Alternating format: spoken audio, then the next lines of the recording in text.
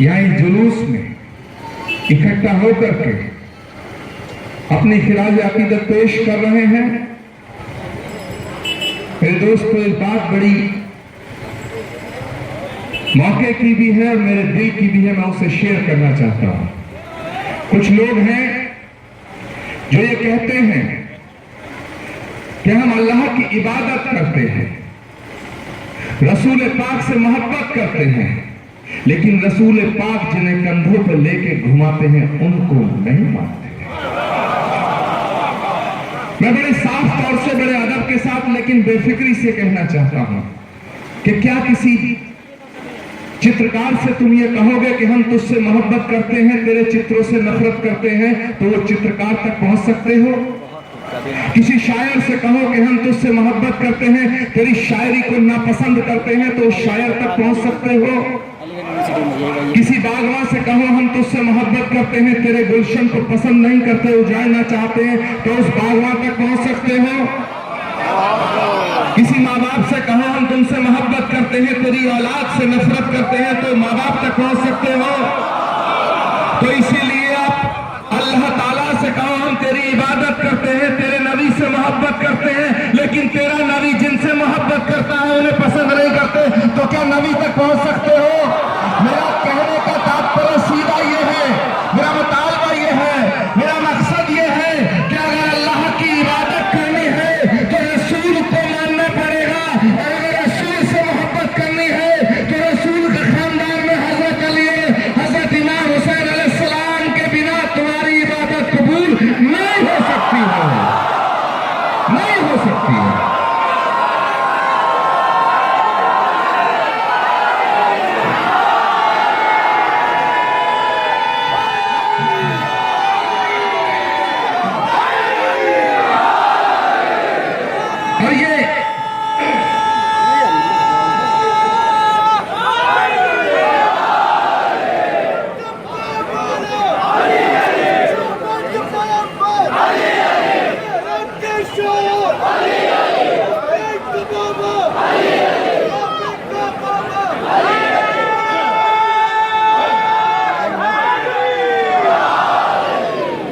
और ये मैं नहीं कहता, ये उन्होंने खुद कहा है कि अगर मैं शहर हूं तो अली मेरा दरवाजा है। कुछ लोग कहते हैं कि हम अल्लाह की इबादत करते हैं, रसूल से मोहब्बत करते हैं, लेकिन रसूल जिन्हें मोहब्बत करते हैं खामोश हो जाते हैं। रसूल पाक ने अपनी जिंदगी में जो भी बातें बड़े शांति और बड़े आराम से कही वो तो आपने सुनी, लेकिन रसूल पाक का जो ऐलान है गदीर के मैदान में, उनसे थोड़ा सा शर्माते हो। मैं जो बात कह रहा हूं उसे समझना। मुझसे कहा किसी ने कि भाई इस्लाम को मानने वाला मुसलमान दहशतगर्द क्यों हो रहा है? मैंने कहा कि जो इस्लाम को मानता है वो कभी दहशतगर्द नहीं हो सकता है। दहशतगर्द वो हो सकता है जो इस्लाम को मानता तो है लेकिन इस्लाम को जानता नहीं, जो इस्लाम को जानता है। जहां तक मैंने महसूस किया है, इस इस्लाम की बुनियाद में हजरत अली की खिदमतें हों, जिस इस्लाम की बुनियाद में हजरत इमाम हुसैन की शहादत शामिल हो, उस इस्लाम को मानने वाला मुसलमान आतंकवादी कैसे हो सकता है? और जो आतंकवादी, जो इस्लाम ये कहता है कि किसी को दिल के दुखाने की भी तुम्हें इजाजत नहीं दी जा सकती है, वो किसी के घर के चिराग को बुझाने की इजाजत कैसे दे सकता है? जहां तक मैं समझता हूं मेरे अजीजों, किसी प्यासे को पानी पिलाने का नाम इस्लाम है, किसी भूखे को रोटी खिलाने का नाम इस्लाम है, किसी गरीब को गले से लगाने का नाम इस्लाम है, किसी अंधे को रास्ता दिखाने का नाम इस्लाम है, मोहब्बत का नाम इस्लाम है, खिदमत का नाम इस्लाम है, खुलूस का नाम इस्लाम है, इबादत का नाम इस्लाम है। मेरे दोस्तों, यजीदियत का नाम इस्लाम नहीं है, हुसैनियत का नाम इस्लाम। और अगर यजीदियत का नाम इस्लाम होता, जुल्म का नाम इस्लाम होता, तो दुनिया में इस्लाम इस तरह नहीं फैलता। क्योंकि याद रखना, जो चीज होती है, जो कट्टर होती है, जो संगदिल होती है, वो कभी फैलती नहीं है। फैलता वो है जो लचीला होता है, फराक दिल होता है, दरिया दिल होता है। इस्लाम यहां तक फैला, इसका मतलब है कि वो लचीला है, मोहब्बत का मजहब है, खिदमत का मजहब है। और किसी भी कीमत पर अगर हम ये कहते हैं कि दहशतगर्दी और आतंकवाद का नाम इस्लाम से जोड़ा जाता है, तो माफ करना, कोई अगर ये कहे कि मैं दहशतगर्द हूं और मैं मुसलमान हूं, तो मैं उसे मुसलमान मानने को तैयार नहीं हूं। क्योंकि जो दहशतगर्द है, जो आतंकवादी है, वो मुसलमान नहीं हो सकता है, और जो मुसलमान है वो आतंकवादी नहीं हो सकता, नहीं हो सकता है। तो दोस्तों, बहुत ही समझदारी से, बड़े गौर करने लायक की बात है कि आज कुछ लोग हैं जो इस्लाम के नाम पर दहशतगर्दी कर रहे हैं, कुछ लोग हैं जो फिरका परस्ती कर रहे हैं। ऐसे ही मैं ये कहना चाहता हूं कि कोई भी मजहब किसी भी कीमत पर इंसानियत के खिलाफ होने की बात नहीं कर सकता है। कुछ लोग हैं जो इस्लाम के नाम पर दहशतगर्दी फैलाना चाहते हैं, फिरका परस्ती फैलाना चाहते हैं, और कुछ लोग हैं जो इस देश में हिंदुत्व के नाम पर फिरका परस्ती पैदा करना चाहते हैं। मेरे दोस्तों, क्षमा का नाम हिंदुत्व है, दया का नाम हिंदुत्व है, करुणा का नाम हिंदुत्व है, प्रेम का नाम हिंदुत्व है, सद्भावना का नाम हिंदुत्व है। निहत्ते अखलाक को पीट पीट के मार देने का नाम हिंदुत्व नहीं हो सकता है। दोनों तरह का जो फैनेटिज्म है, कुछ लोग हैं जो राम को मानते हैं लेकिन राम की नहीं मानते, और कुछ लोग हैं जो पैगंबर को मानते हैं, पैगंबर की नहीं।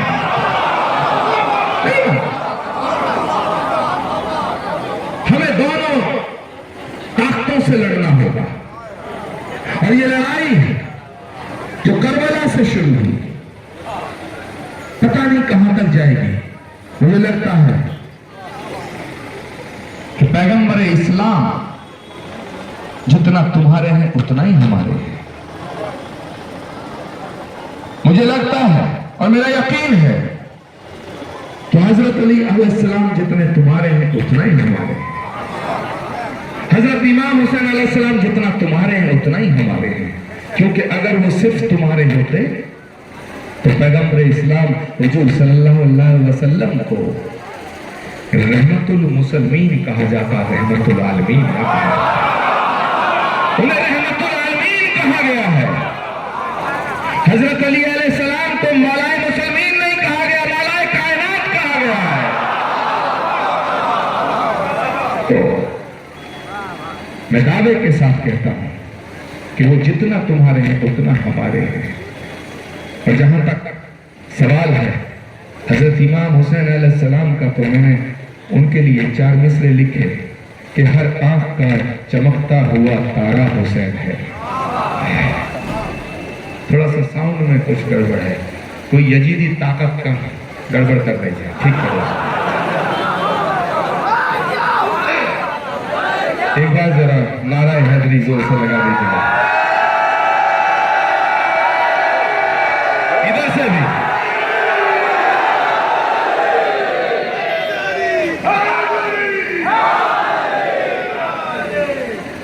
कि हर आँख का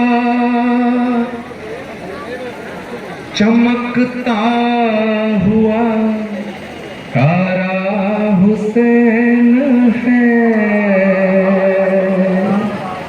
हजरत इमाम हुसैन के लिए अगर अब्बास साहब कुछ लिखें, आप लोग कुछ लिखें तो बड़ी बात नहीं है। हजरत इमाम हुसैन अलैहिस्सलाम के लिए आचार्य प्रमोद कृष्णन ने ये लिखा कि हर आँख का चमकता हुआ तारा हुसैन है, अरमां है वो रसूल का प्यारा हुसैन है। और मेरी बात आपके दिल तक जाए तो नारा सलवात से मुझे जरूर नवाज दीजिए।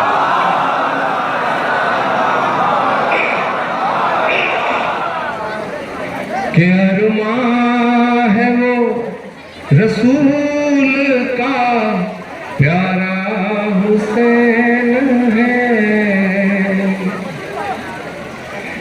कह कर के यूं तेरा मेरा उसको न बाटिए, हम हैं सभी हुसैन के, हमारा हुसैन है। हम हैं सभी हुसैन के, हमारा हुसैन है।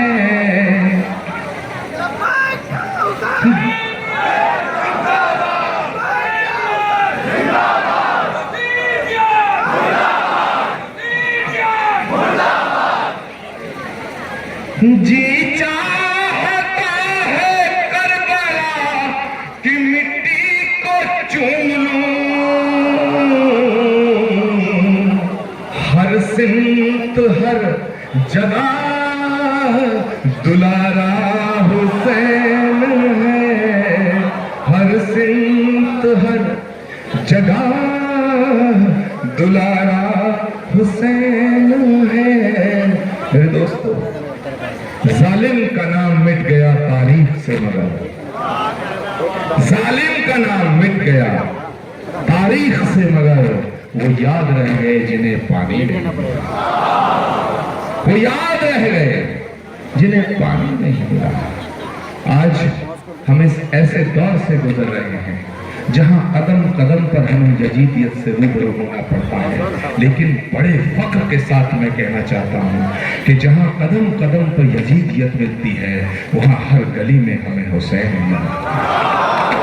हर गली में, हर मोहल्ले में, हर सड़क पे हमें हुसैन मिलता है।